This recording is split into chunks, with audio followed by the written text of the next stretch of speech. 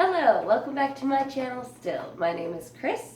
I am a registered yoga teacher, and today we are talking about kyphosis, or hunchback, dowager's hump, all these terms that basically mean your posture has some difficulty, we'll say, that you may want to straighten up a little bit more. Now, specifically in this video, I'm talking about senior kyphosis. So as you get older, a lot of people who have always had, kind of iffy posture as their head goes forward, they begin to really lose the ability to pick their head up, which can cause instability in walking. It can cause massive pain in the back and in the head. It can also cause issues when swallowing and a compression of the lungs that can cause difficulty breathing. And if you yourself or a client that you're working with has CHF, congestive heart failure, COPD, they're already struggling with their breathing. So anything that can help alleviate the pressure around the lungs can really improve their quality of life. So let's get started. What you will need today. I have a very large foam roller. You don't necessarily need to have a foam roller. You'll see why I'm using this later, but it is a great tool to have for anyone. It doesn't necessarily come in as handy with seniors who can't lay on the ground, but if you are dealing with someone who has a lot more mobility and ability to get down on the ground, then these will come in handy. But essentially what you'll need is something that you can place that's tall enough that it reaches the back of the skull of yourself or the client you're working with, and that comes down to the base of the tailbone. I've also used a cutting board. I've used a piece of wood that's really long, just something that's going to mimic the straight edge or the flat floor, or what it would be like to stand up against a wall. So I'll put some ideas down below for how to create a flat back for your client. You also need a chair with a straight back, or a wheelchair that you can slip your prop into to help simulate the wall. The bottom of the chair should be firm as well. If you're in a wheelchair, you'll lock it in. You'll need a balled up sock, so a pair of socks. I don't have a resistance band with me at the moment. I left it at a client's house for them to use, but imagine this is a tension band, and we'll do something with that later. Again, I'll put links below to all the props that I have here. And then the last is going to be a rolled up towel, rolled long ways. And you can actually roll up 2 towels to create even a larger bolster, something that is able to lay along the back of your chair or the prop that you are placing to make your chair higher in the back. Okay, so let's get started. You're going to take either your bolster or whatever it is that you have decided to use. I've even used you could use like a shelf inside of a cabinet that can be taken out, slipped behind. If you are working with seniors, I would suggest placing a small thin pillow between the prop and the base of their spine to protect them against bruising if the surface is hard. Both feet will be flat on the ground, and you'll have your client or yourself sit up as straight as you possibly can. Now with kyphosis, that might look like this, but having this to kind of roll up on rather than sink back into, because if you're sitting in the lazy boy or a couch, or even have cushions on the back of your wheelchair, then it's easier for your spine to kind of curve into them and press back and exaggerate your already poor posture. So with this straight edge, you'll roll up the spine and just breathe here, trying to lift the head. In severe kyphosis, like I said, A person's head could be down, like staring flat at the earth. So you'll lift the head as much as you can and tuck the chin.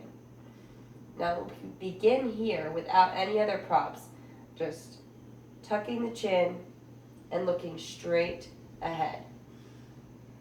Now chin tuck is not, people oftentimes when they're trying to straighten their posture will look up, but this is not getting into what is the C7 aspect of the spine that is curving forward.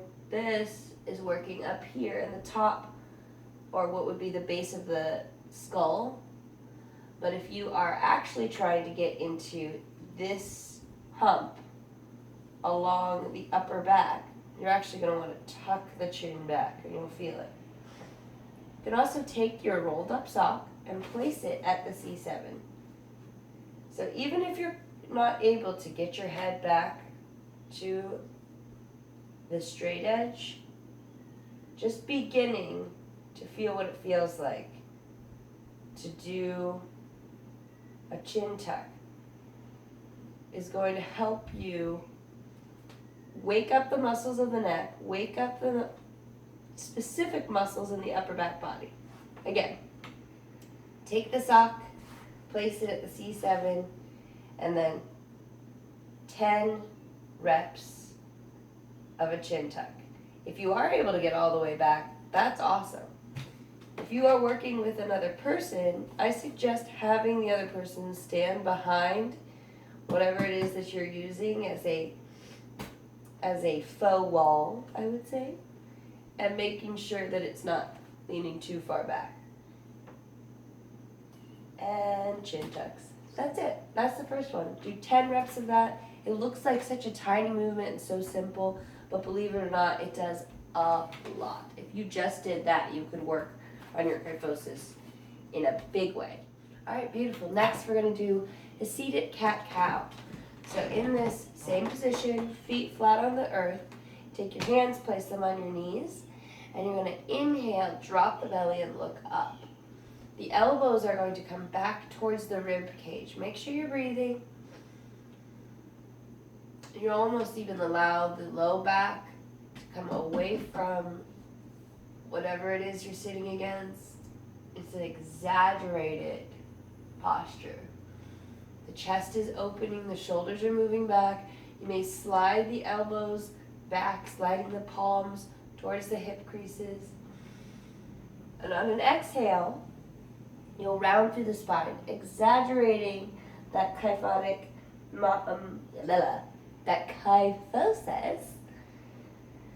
reaching the upper back body towards the sky, tucking the chin. Tucking that chin, you'll feel a stretch even along the side of the spine, all the way down into the hips. So that's on an exhale. Inhale, you roll up, slide the hands back, elbows back towards the back of the chair. Look up, chest is open. Exhale, cat. So this is a seated cat-cow. So this is cat, this is cow. Do those as many times as you can. Make sure you're not exhausting yourself, so don't push yourself so hard. But I'd say start with 5, move up to 10, and just listen to your body. If there is sharp pains, jabbing pains, stop the exercise. But if you're feeling just a tired kind of ache, then that is a sign that you are working in the muscles. And yes, to begin to ease up if you're starting to get too tired, but know that some degree of discomfort is going to be there because you're exercising muscles that may have been long neglected. Okay. For a more restorative posture, you're going to take your towels that are rolled up. Again, if you take a couple old towels, this is just one, but if you take another one, you can actually create a thicker bolsters if you have 2 towels rolled together. You're going to place this on the back of your chair.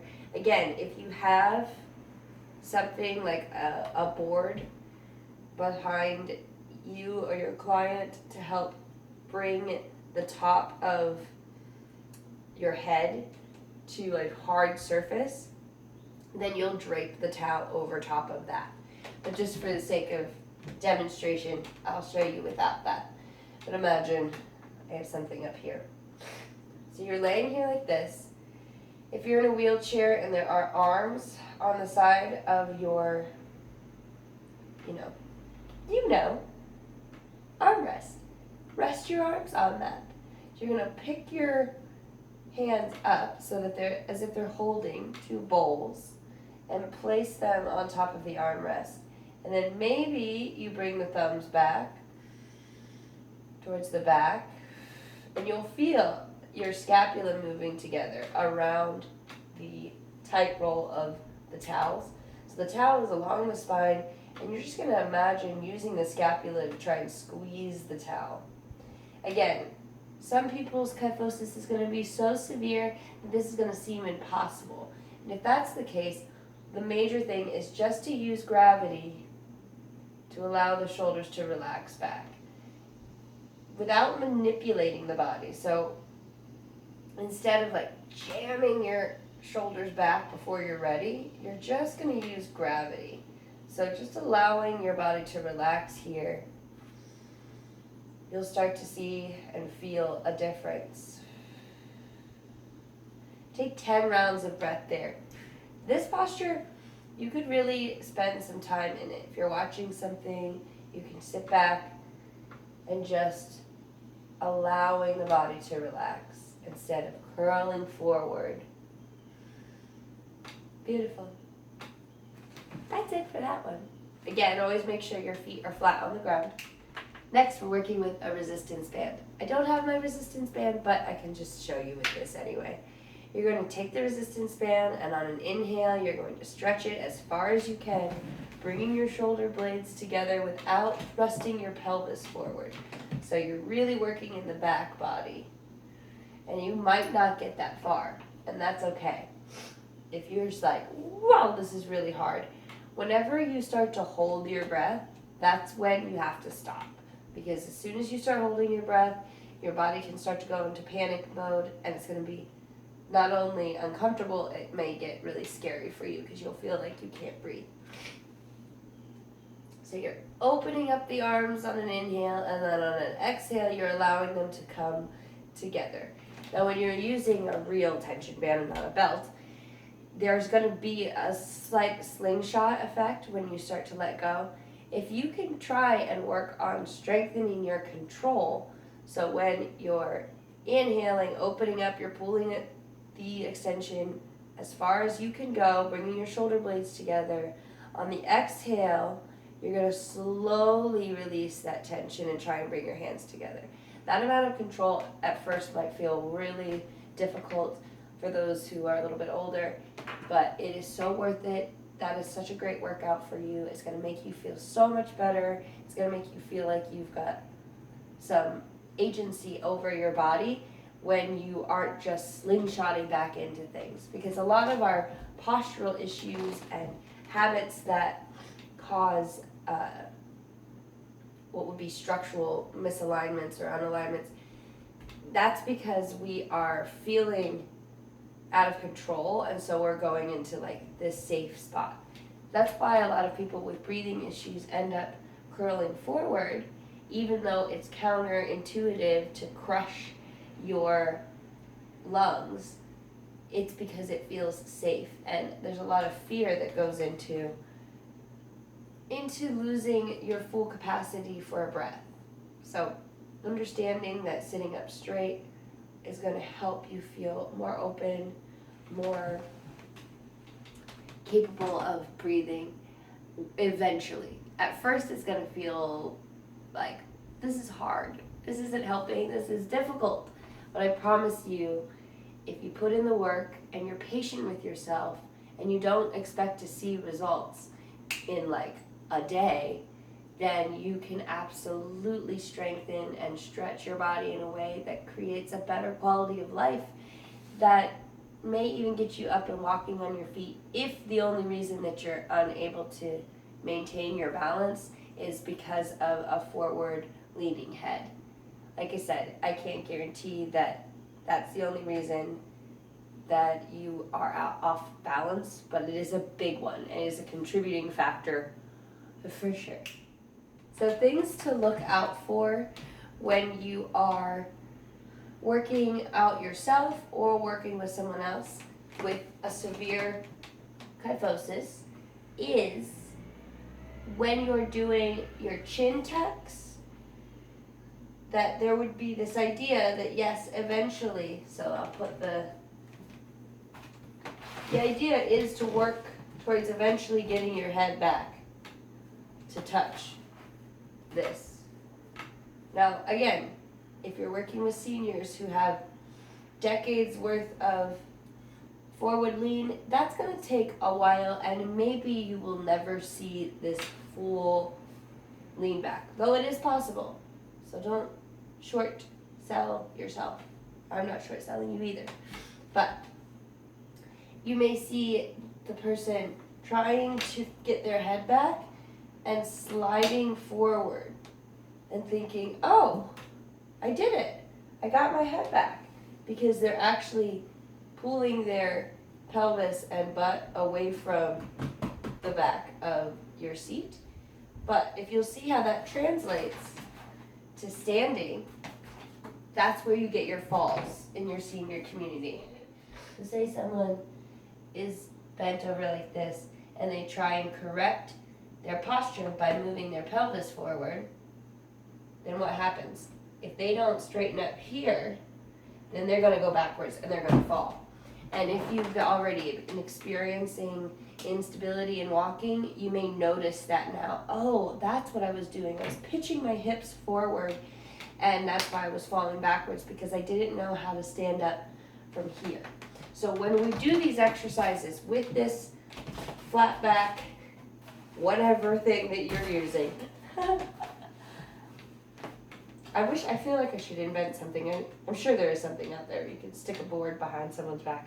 But this is a DIY at your own house, figuring out how to use things around the home to help you work out. But anyway, the reason why you want to keep your hips back against this is because we're trying to train the body in what it feels like to stand upright. So we can replicate this alignment when you're standing on your feet. And now I'll have other videos that are about standing postures and exercises that you can do against the wall. Also for those who are able to get on the ground. If you're younger and you've been experiencing kyphosis and you're not necessarily experiencing instability, but you want to avoid that in the future, because listen, spoiler alert, everybody gets old, then I will have a video that is an all levels, let's get on the ground, down and dirty video coming up soon. Anyway, now that you sat through my crazy hair and the allergy attack that has decided to take over my face, please let me know what you think. Ask me any questions, feedback that you have, exercises that you've used, and let's do this together. It can be really scary getting older and seeing how your body changes, but I'd encourage you to remember that you still are you, and you are still able to do the small things that make a difference. And if you don't give up on yourself, you can really see a difference in your body in a good way. So take that ownership back. Okay, that's it. I love you guys. Talk to you soon.